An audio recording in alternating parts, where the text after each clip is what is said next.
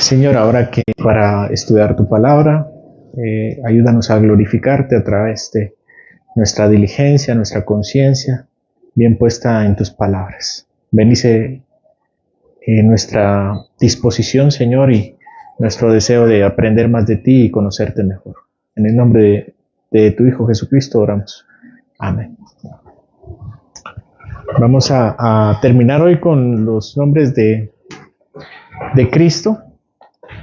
Hablamos un poco acerca de Señor, de Mesías y de Emmanuel. Ahora vamos a hablar de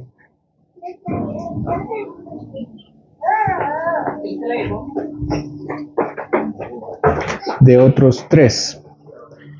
El siguiente es Hijo de Dios.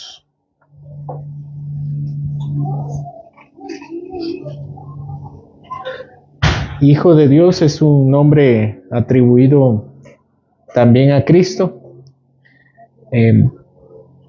¿Dónde tenemos este nombre en la Biblia? ¿Alguien recuerda dónde tenemos este nombre atribuido a Cristo? Hijo de Dios.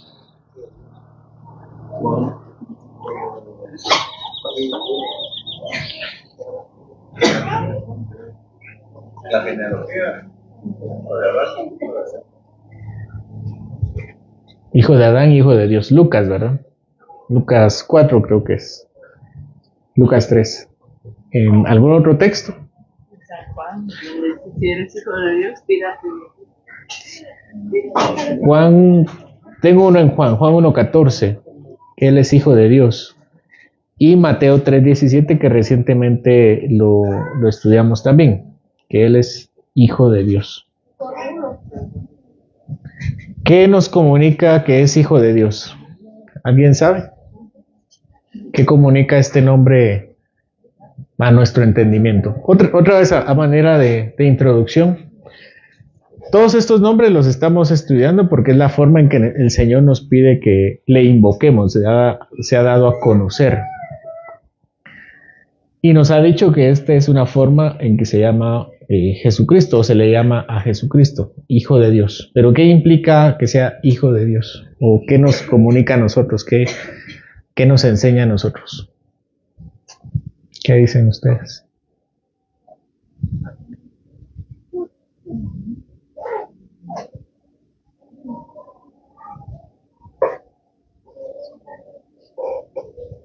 Es Dios. Que es Dios, ¿verdad? Entonces, este nombre lo que nos dice no solo es que es nuestro Señor, por ejemplo, lo vimos anteriormente, ¿verdad? Que es nuestro Señor o que es nuestro Salvador. También nos dice que Él es Dios mismo. Ser hijo de Dios es ser Dios. Otra cosa que nos dice es que es nuestra misma relación con el Señor. Nosotros somos hijos de Dios, todos los hombres somos hijos de Dios, pero todos los hombres somos hijos de Dios. Vamos a hacerlo más amplio. Todas las criaturas somos hijos de Dios. ¿A qué criatura se les llama hijo de Dios? A los ángeles, por ejemplo, ¿verdad? Tenemos que llegaron todos los hijos de Dios y se reunieron con Él. Y dentro de ellos iba Satanás. Entonces Satanás es hijo de Dios. ¿Cierto o no? Sí.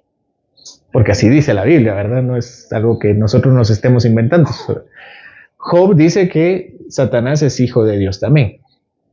Y todos los hombres somos hijos de Dios en virtud de ser su creación. Todos somos llamados hijos de Dios. Pero Jesucristo es su Hijo debido a su excelente, a su procedencia divina. A su procedencia divina. ¿Quién da vida al Hijo? Padre. El Padre le da vida al Hijo. Pero el Hijo tiene vida en sí mismo también, ¿verdad? A diferencia de nosotros, que nuestra vida es derivada de algo más. Pero el Hijo de Dios tiene vida en sí mismo y tiene vida en el Padre. Entonces podemos decir, y esto ya lo estudiamos, que el Padre engendra al Hijo. ¿Cuándo le engendra? Eternamente engendrado, ¿sí? Y el Padre no es engendrado del Hijo, sino el Hijo es engendrado del Padre. Entonces tenemos que Él es Hijo en cuanto a su procedencia divina, pero también es Hijo por su... ¿Qué dijiste tú? Por su descendencia. El linaje es una palabra más adecuada. Su linaje humano. Y esto lo tenemos en Lucas, ¿verdad? Dice que, vamos a ver si recuerdo cuál es la forma. Jesús, hijo de José, dice, ¿verdad? Jesús, hijo de José, y empieza. Hijo de y llega al último. Lucas dice que, a diferencia de Mateo, la genealogía de Mateo llega hasta Abraham, pero la de Lucas llega hasta Adán. Y la última que dice es Jesús, hijo de Adán, y después dice, hijo de Dios.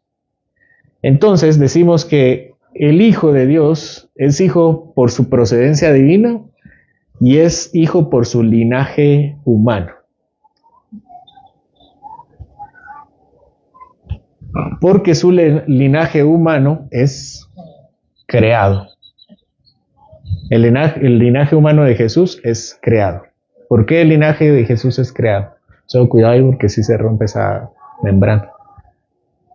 ¿Por qué decimos que el linaje de humano es creado?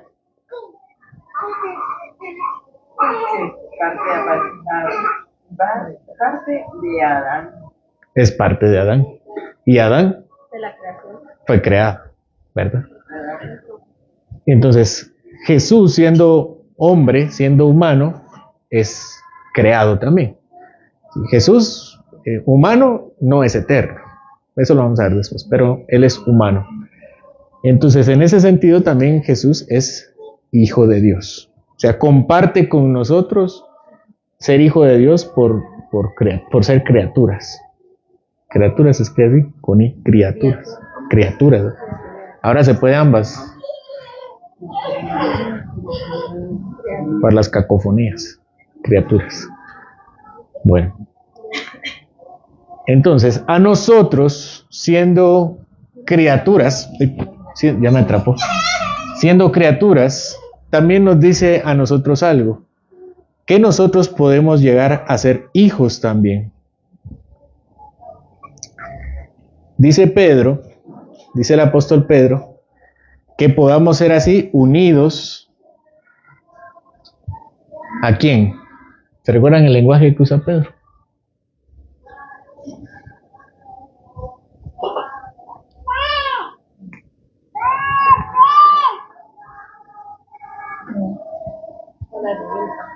Que seamos unidos a la divinidad. ¿Cómo dice Pedro? ¿Se recuerdan ese pasaje?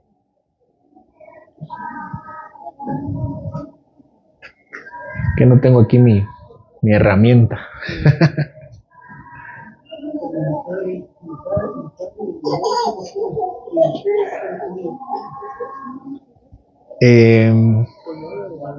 Sí, habla de que nosotros tenemos que ser unos con nosotros, ¿verdad? Pero San Juan habla de que seamos unidos entre nosotros, ¿verdad? Pero aquí estamos hablando de ser unidos a Él. ¿Cuál es el lenguaje que usa Pedro?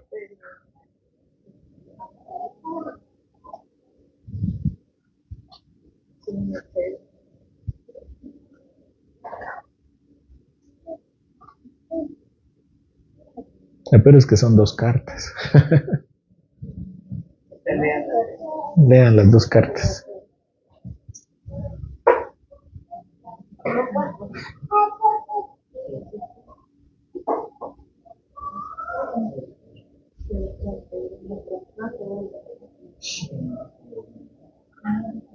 En segunda de Pedro dice que menciona ser participantes de la Participantes, gracias.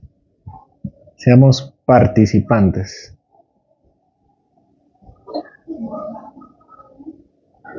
Seamos participantes de la naturaleza divina. ¿Qué significa esto? ¿Qué significa cuando Pedro nos dice que vamos a ser o seamos participantes o partícipes de la naturaleza divina? ¿Qué creen los mormones? Que van a ser dioses, ¿verdad? Pero ¿qué significa realmente? Pero igual, somos hijos de Dios, ¿no? Ujú. Y como el nuevo nacimiento está en nosotros, nos explican en todo eso. Tanto demorar siempre habíamos sido Diositos, ¿no? El Señor, Vosotros sois dioses. No recuerdo. cuando el Señor le dice, ¿acaso no sabéis que soy Dios? Pero ahora todos los que reciben no nos ha dado la potestad de ser hijos de Dios. Y el Espíritu Santo es Morando en nosotros.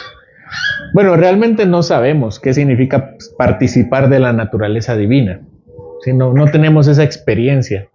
Solo la vamos a entender cuando estemos en el cielo. ¿Qué significa participar de la naturaleza divina? Sin embargo, hay cierta información en la Biblia que nos habla de cómo desde ya podemos pensar en eso. ¿Sí? Y una de ellas es que el Espíritu mora en nosotros. Hay eternidad en el corazón del hombre. Sí.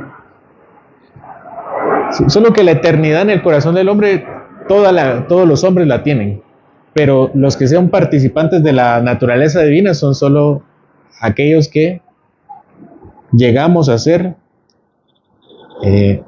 hijos de Dios. Sí.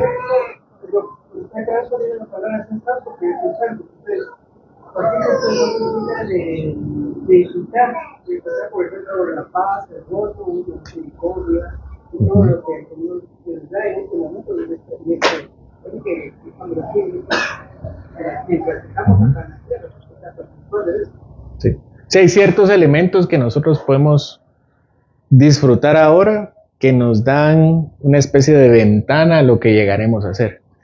Pero por el momento en este lado de la tierra no podemos experimentar la plenitud de lo que llegaremos a hacer, no la podemos, ni siquiera la podemos terminar de entender. Y aquí lo que Pedro nos está diciendo es que esta declaración, partícipes de la naturaleza divina, es algo que todavía nos espera. Y como todavía nos espera, no la terminamos de entender hoy. ¿Sí? Pero sí podemos entenderla, tratar de entenderla a través de esas pequeñas ventanas. Por ejemplo, usted habla de ese fruto que da el Espíritu, no todas las virtudes que da el Espíritu. El fruto del Espíritu es parte de empezar a participar de la naturaleza divina, la morada del Espíritu, de modo que nosotros somos, ¿cuál es la declaración que habla acerca de nosotros como morada del Espíritu? Somos templo del Espíritu Santo. Y hace una advertencia bien severa, porque en ese texto de 1 Corintios 6 dice, no os unáis a las prostitutas, dice. No se hagan uno con las prostitutas. ¿Y cuál es la razón? Porque se hacen uno. Y después, si ustedes son templo del Espíritu, el Espíritu Santo habita en ustedes, entonces no se pueden hacer uno con nadie más. Y uno pregunta, ¿no? ¿Cómo el cuerpo, teniendo una realidad, puede también participar de una natural, de una realidad espiritual? Y es precisamente porque todavía no entendemos hasta qué punto llegará esa participación. Bueno, esto no se trata acerca del futuro, pero cuando nuestro Señor resucitó el Señor, le dice a María, no me toques. Entonces no entendemos qué pasaba en él. O cuando el Señor aparece en medio de sus discípulos y dice, ¿se recuerdan qué dijo? Resucitado, aparece en medio de ellos y les dice, paz. Entonces no entendemos esa naturaleza. Y después les dice, mira mis manos y mira mi costado. Tomás no los toca, solo les dice, míralos, ¿verdad? O bueno, le dice, o sea, sí le dice que los toque, pero no lo toca. porque no entendemos de qué forma esa naturaleza es. Pero ese no es el punto. El punto es que desde ya podemos pensar con esta palabra que, ese tipo de participación la vamos a tener nosotros con Él. Una que tiene perfectamente el Hijo. No vamos a ser igual a Dios, pero sí vamos a tener una experiencia divina, digamos. ¿Qué significa eso? Pues todavía no sé, no sabría decirla. Pero eso es lo que dice Pedro, ¿no? Esa experiencia la tendremos con la divinidad, sin ser dioses. Y eso empieza con algo, con una declaración hacia nosotros, llamándonos hijos también.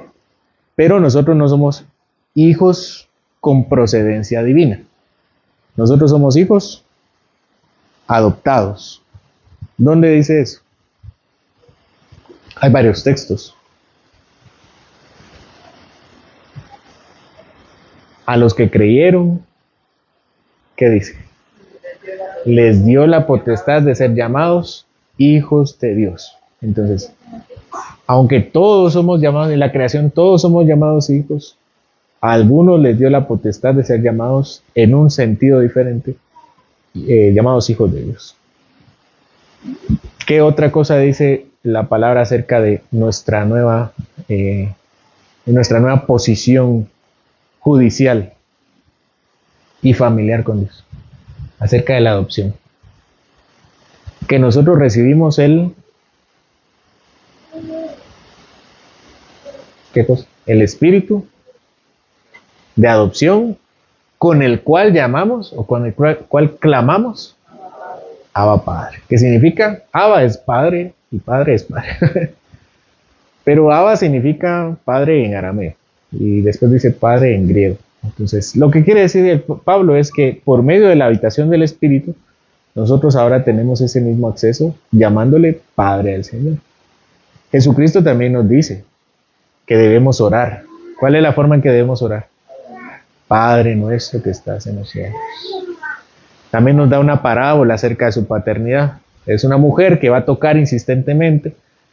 Pero es una persona que va a tocar pidiendo comida, si no mal recuerdo, ¿se recuerdan? Creo que está en Lucas. Va a tocar a la puerta y le pide al vecino que le dé algo porque recibió visitas. Creo que le dé comida o algo para que le dé visitas. Y la parábola dice que no quiere salir. El vecino no quiere salir. ¿Por qué no quiere salir? Porque ya está dormido, ya está acostado y está con sus hijos, y ya es tarde. Entonces, esa parábola a veces se interpreta como que eso está dentro de las parábolas de lo que hay que pedir. Entonces se interpreta como que nosotros nuestra oración es incomodar al Señor, tocarle al Señor la puerta del cielo y decirle: Señor, disculpa, ayúdame con esto. Pero no. Lo que la parábola quiere decir es que nosotros somos los hijos que están con el Padre en comunión con el Padre. Y los que llegan a incomodar son otras personas que le piden a Dios. Y Dios les atiende, por supuesto. Pero nos da ese contraste, que nosotros somos los hijos que estamos en la habitación del Padre, en la comunión del Padre, en el tabernáculo del Padre. Entonces, el nombre hijos de Dios nos comunica nuestra relación con Dios también, su propia relación con Dios como hombre y como hombre y como Dios, nuestra propia relación y nuestro destino delante del Señor.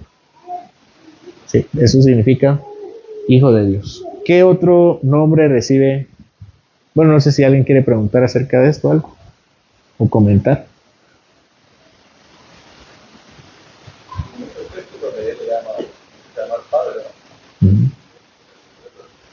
Él le dice padre, ¿sí?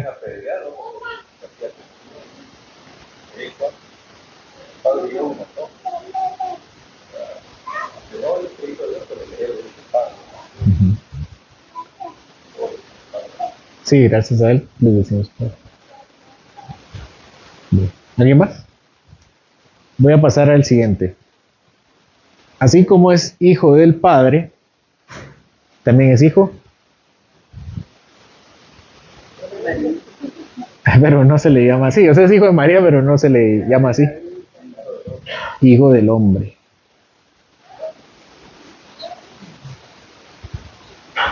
¿Quién le refiere más así a Jesús? Hijo del hombre. ¿Qué persona? Él mismo. Él mismo habla más así de sí mismo que otra persona. Así como Jesucristo es el nombre que más utilizan las personas en el Nuevo Testamento para hablar de él, Hijo del hombre es el nombre que más utiliza Jesús para hablar de sí mismo. ¿Sí? No sé si me di a entender. En el Nuevo Testamento se le llama más Jesucristo, pero él mismo usa el calificativo Hijo del hombre para hablar de sí mismo. ¿Se recuerdan de algunas declaraciones acerca del Hijo del hombre? ¿Cuándo lo dice? ¿Cómo lo dice? Lo que se había perdido. ¿Qué más dice?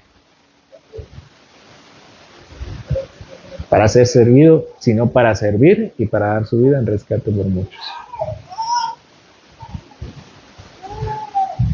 Porque es necesario que el Hijo del hombre padezca.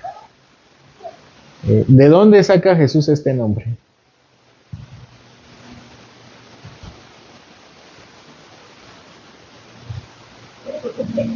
¿De dónde?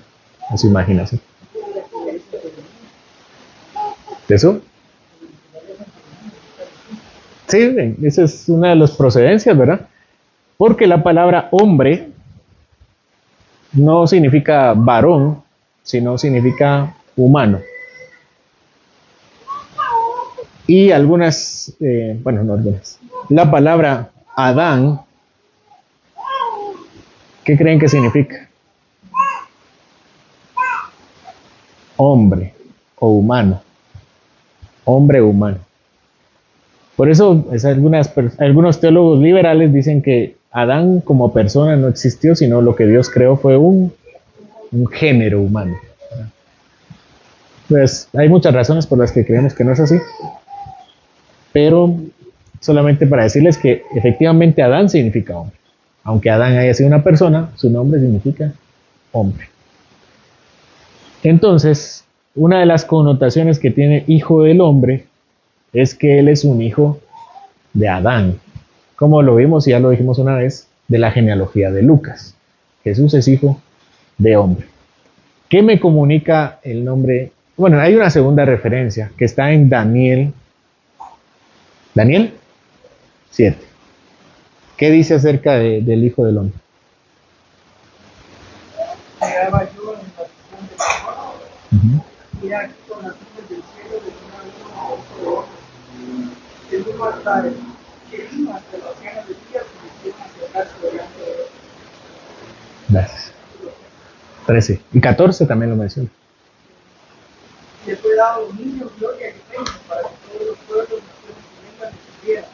Su dominio es dominio eterno, que nunca pasará, uno que no será destruido. Gracias. Bueno, entonces Daniel tiene una visión. Daniel, ¿verdad? ¿O es Nabucodonosor? Nabucodonosor es, ¿verdad? No es Daniel. Sí.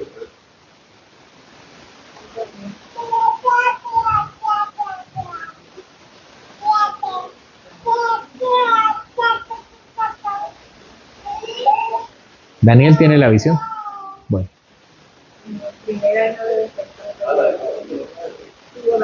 No, la del 7. 7, 13 y 14. Daniel tiene una visión. Bueno, el punto es que hay una visión acerca de alguien a quien se le identifica como el Hijo del Hombre. Y el Hijo del Hombre tiene un privilegio, que es ir con otro personaje. ¿Cómo se llamaba ese otro personaje al cual él va? El anciano de días. ¿Qué significa o quién es el anciano de días? ¿Alguien? ¿Quién? Es Dios. El anciano de días, lo que significa anciano de días, el problema de la palabra anciano de días o del término anciano de días es que no usa un lenguaje que solemos utilizar. Entonces, anciano, lo que quiere decir es alguien, además de sabio, ¿verdad? Que es eterno, digamos, ¿verdad? O sea, es antiquísimo. Y por eso está acompañado por la declaración de días. O sea, es alguien una persona antigua de muchos días, de tiempo atrás, ¿verdad? Eso es lo que significa anciano de días, alguien que trasciende el tiempo pero hacia atrás, anciano de días. Y el que corresponde con esta característica es el Padre, ¿verdad? El anciano de días. Entonces viene el Hijo del Hombre y va con esta persona divina, el anciano de días, y el anciano de días tiene un regalo preparado para el Hijo del Hombre, que es el dominio, la gloria, ¿verdad? Porque esto está dado en un contexto donde Israel está sometido por Babilonia y todas las promesas de David estaban enterradas. Y el rey de ese entonces era Belsasar, ¿verdad? Eran los babilonios. Pero Daniel recibe esa esperanza de que vendrá un reino mayor que este, que será dado a alguien que le identifica como el Hijo del Hombre. Y ese honor se lo va a dar Dios el Padre a un hombre. Eso es lo que quiere decir entonces. Aunque Dios gobierna sobre la tierra y Dios es dueño de toda la tierra y Señor de toda la tierra, Él decide darle todo el poder y toda la honra a un ser humano. Y este ser humano tiene una característica, que ese ser humano, además de poseer todo, dice que su reino durará para siempre. Y no sé si en ese texto o en otro habla de que el reino de este es sempiterno. ¿Qué significa la palabra sempiterno? Tiene un inicio, pero no tiene un final. Es algo que empieza, pero no termina. Eso significa sempiterno. ¿Por qué? Porque este Hijo del Hombre no viene como rey, sino que se le asigna una corona, y esa corona nunca se le quitará. Eso es lo que quiere decir. Y no será solo una corona como tal, sino será la corona de todo el mundo. Y por eso Jesús, entre otras razones, utiliza también el nombre, el calificativo, el Hijo del Hombre. Yo soy el Hijo del Hombre. Entonces significa que Él es el hijo de Adán, al mismo tiempo que significa que Él es el que cumple la profecía de Daniel, capítulo 7, versículo 13 y 14. Y eso ya lo platicamos cuando hablamos del Mesías, ¿verdad? Adán tiene el dominio sobre el humano, sobre la creación, y es Jesucristo el nuevo Adán que viene a conquistar la tierra. Y Dios se lo da. Sí. ¿Alguien tiene algún comentario sobre este nombre?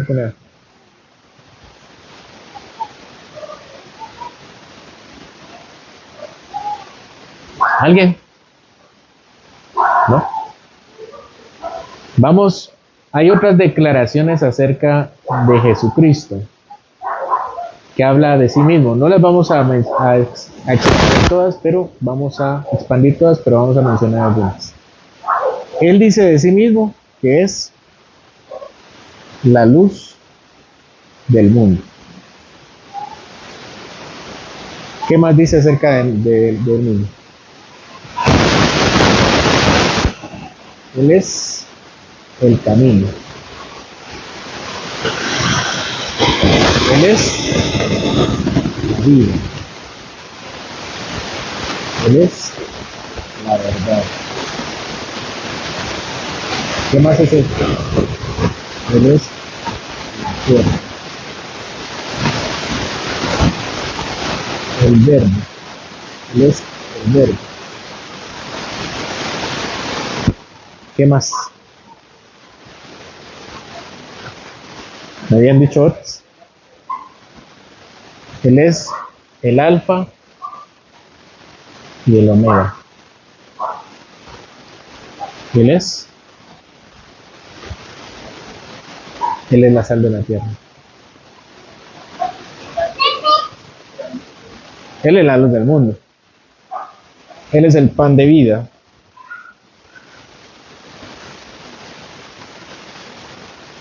¿Qué texto dice que Él es la sal de la tierra?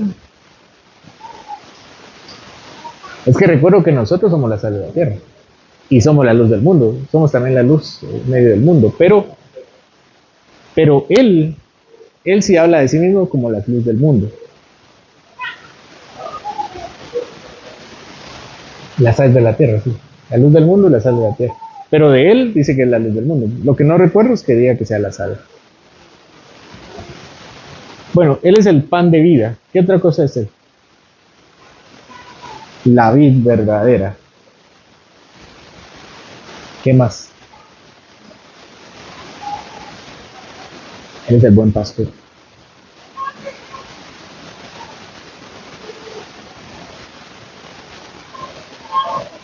¿Qué más?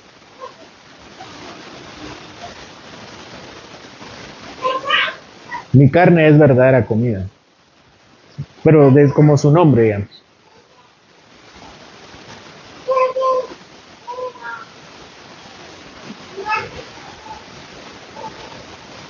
El camino ya lo tengo, creo yo. Sí, aquí está.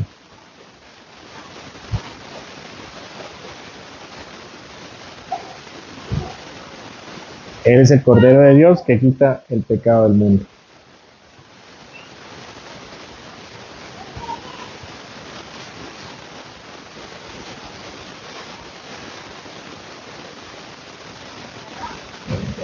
Él es la roca.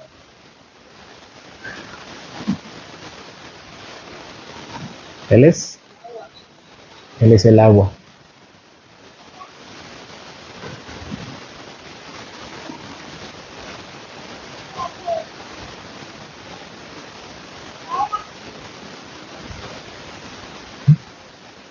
Sí, el agua de vida.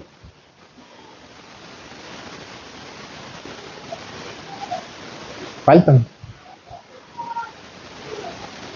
Él es la rosa de Sarón. Eso creo que no lo dice la Biblia, pero interpretando cantares se entiende que él es la rosa de Sarón, ¿verdad? Eso lo dice más bien un corito, ¿no? Pero él es la rosa de Sarón.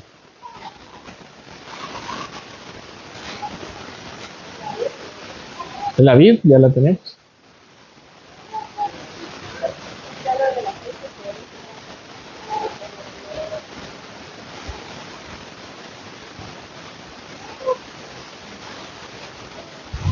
Ya tenemos la roca.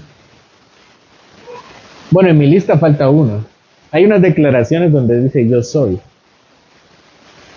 Yo soy la luz del mundo, yo soy la resurrección. Gracias.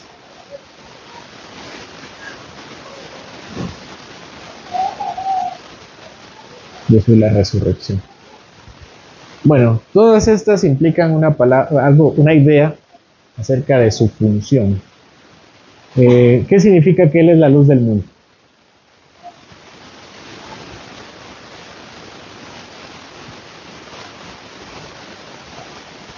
¿Qué significa?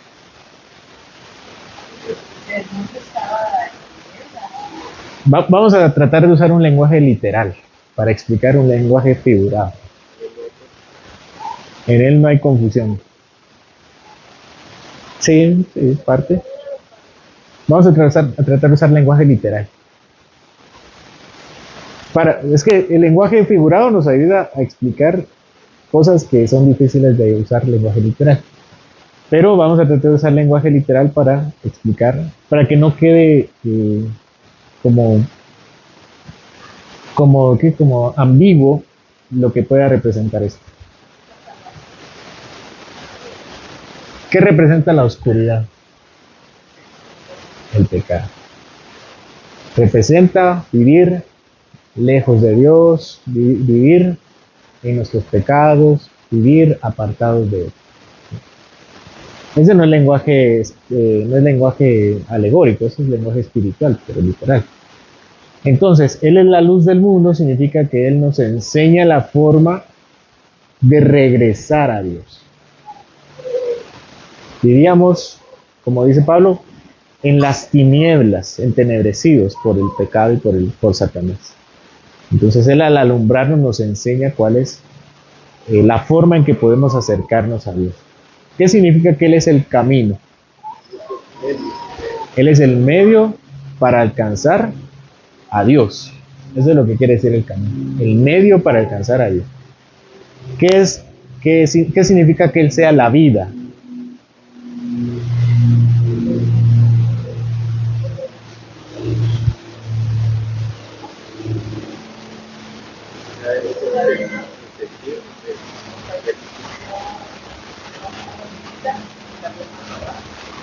La muerte es nuestra condenación, de modo que la vida es nuestra salvación.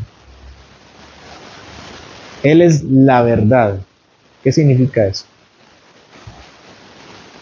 ¿Qué sería la mentira? Ajá, sí, claro. Pero explicando algo, más que como un sinónimo. Parte del entendimiento, ¿verdad? Es la verdad, exactamente. La mentira son todos los engaños que el hombre tiene para vivir alejado de Dios.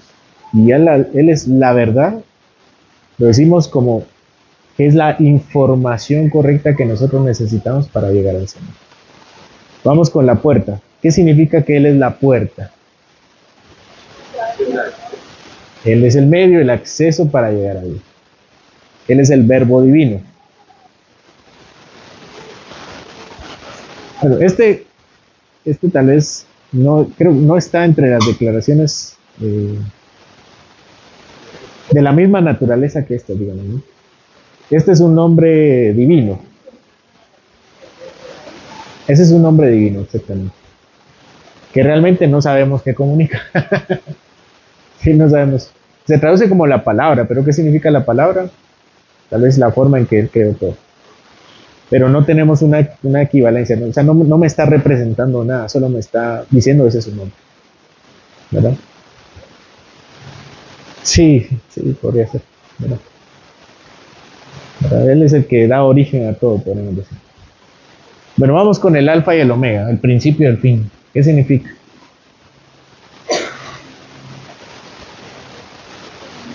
Él es eterno. Él es eterno. El pan de vida.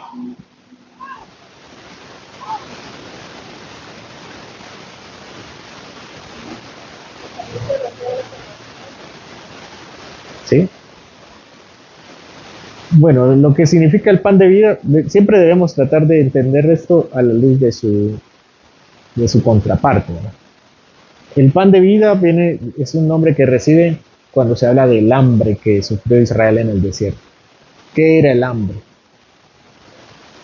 Muerte, una condenación.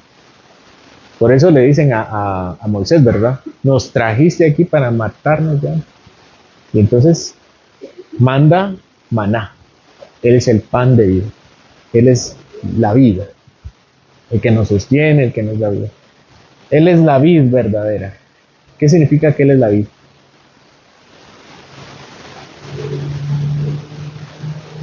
¿En qué contexto dice que Él es la vid? Nosotros somos los pámpanos, ¿verdad? Necesitamos estar arraigados en la vid para estar vivos. Esa es otra forma de decir que Él es la forma en que podemos librar la condenación, es la muerte. Él es el buen pastor. ¿Qué significa que Él sea el buen pastor? Sí, verá que nos cuida, que nos guarda, pero la declaración que Él sobresale es la que eres el buen pastor que da su vida por nosotros, ¿verdad? Es el pastor no solo que los cuida, sino que cuando viene el mal, Él es el primero que se pone. Aquí también dentro de la explicación, dentro del nombre viene la explicación. Él es el Cordero de Dios que quita el pecado del mundo. Él es la comparación con el sacrificio que limpiaba los pecados en el templo. Él es la roca. ¿Qué significa? Nos sostiene, nos da fuerza. Él es el agua de vida. Pero igual acá, ¿verdad? Nos dice. El agua, al igual que Israel, se iban a morir de sed en el desierto, pero Él es el agua verdadera. Y la resurrección, un poco más literal, significa que aunque muramos, vamos a vivir en la eternidad con Dios. Nos libramos la condenación. ¿Dudas o comentarios con respecto a los nombres de Cristo para finalizar este tiempo?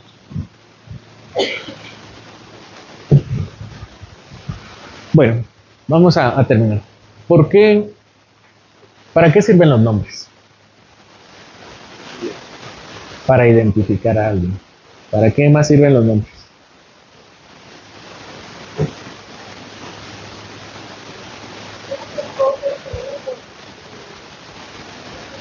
Ajá, son sinónimos. ¿Para qué yo les doy mi nombre? Para que me llamen, para que me conozcan. Entonces, si no conocemos bien los nombres del Señor, no lo conocemos. De todo esto podríamos decir que hay una experiencia personal.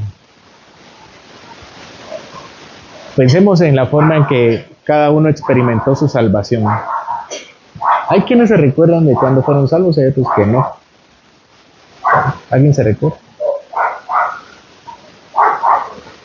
Cuando fueron salvos. ¿Se recuerdan? No todos tienen la misma experiencia. Hay quienes algún momento en su niñez el Señor se lo reveló y no se acuerdan. Pero describe muchas veces nuestra experiencia en la vida. Por ejemplo, hay quienes viven, algunas personas pensaban, ¿no? Ese lenguaje figurado les enseñaba. Yo vivía en oscuridad. Yo vivía en tinieblas. Cuando la gente dice así, ¿a qué se refiere? En el pecado, confundido. Y que cuando Jesús vino a su vida, ¿qué pasó?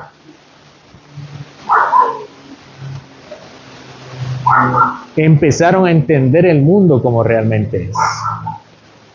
Como dice, yo era ciego y no sabía que era ciego hasta que conocí la vista.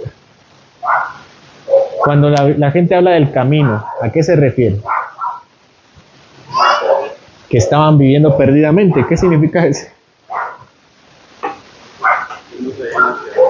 Estaban viviendo con sus deseos, con sus pasiones, y no se dieron cuenta que estaban perdidos hasta que encontraron el camino. ¿Verdad? No sabía que tenía hambre hasta que me dieron de comer. No sabía que necesitaba estabilidad hasta que me mostraron la roca. Entonces, todas estas reflejan experiencias también de la vida del ser humano. Por eso las listé aparte, para que nos demos cuenta que también reflejan la forma en que nosotros conocemos a Dios y conocemos nuestro pecado. Y por eso también les pregunto si se recuerdan cuando fueron salvos. Igual no importa si se recuerdan o no se recuerdan. Refleja también cómo se relacionan hoy con el Señor.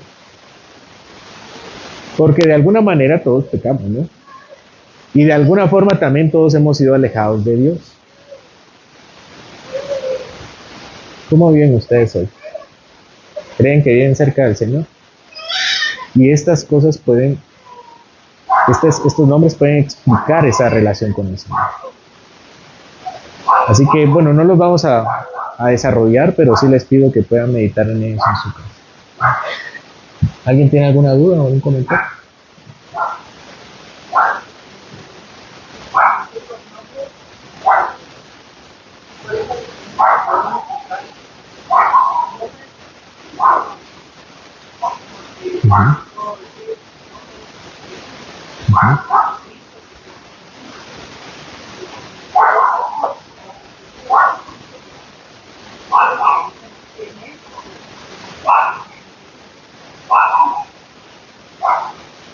En la Biblia es lo mismo. Para nosotros un nombre es una cosa, que es lo que... ¿Qué es nuestro nombre?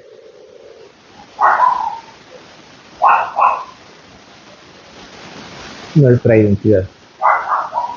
Y si ustedes, vamos a ver quién tiene aquí ¿saben qué es un hipocorista?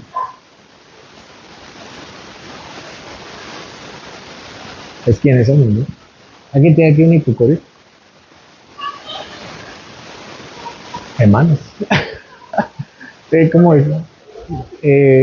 Una forma en que les dicen su nombre que no es su nombre, pero se la dicen cariño, que es derivado de su nombre. Por ejemplo, Majo. ¿Majo es su nombre o no es su nombre? ¿Qué tal? Buenos días, mi nombre es Majo. ¿Quién le va a decir? Majo no es su nombre. ¿Quién le va a decir eso? Bueno, es exactamente lo mismo que encontramos en la Biblia. No es el nombre que le pusieron sus papás, pero no hay ningún registro. Pero es parte de su identidad. Entonces, nombres o títulos en la Biblia para Dios es lo mismo. Porque no hay un registro un renap en el cielo donde ha dicho este es su nombre y este es como le dicen de cariño. Al contrario, Él nos dice, estas son las formas en que tú me puedes llamar. Entonces, no hay una distinción sustancial de título y nombre. ¿Alguien más? Oramos. Gracias, Señor, porque podemos invocarte, podemos decir que tú eres lo que nosotros necesitamos y con estos nombres tú nos das a entender eso que nosotros necesitamos. Esa es nuestra experiencia contigo, Señor. Que tú has venido a nosotros a mostrarnos el camino, a alumbrar nuestra vida, a darnos verdadero pan y verdadera bebida. Por eso, Señor, te rogamos que además de invocar tu nombre, podamos también conocerte de manera personal, de manera íntima. Que cada uno de nosotros pueda hacer suyo estos títulos al llamarte personalmente así. Que sienta en su corazón lo que pueda decir con sus labios. Por eso, Señor, guíanos hacia ti y recuérdanos que tú eres el soberano de este mundo quien tiene que ser invocado por nosotros. Ayúdanos, Señor, a caminar en nuestra vida sabiendo que eres tú quien va delante de nosotros y podemos llamarte en cualquier momento que tú estás con nosotros. Y ahora que nos despedimos, acompáñanos también en la tarde para poder descansar y juntos también adorarte en el nombre de Cristo Jesús. Amén.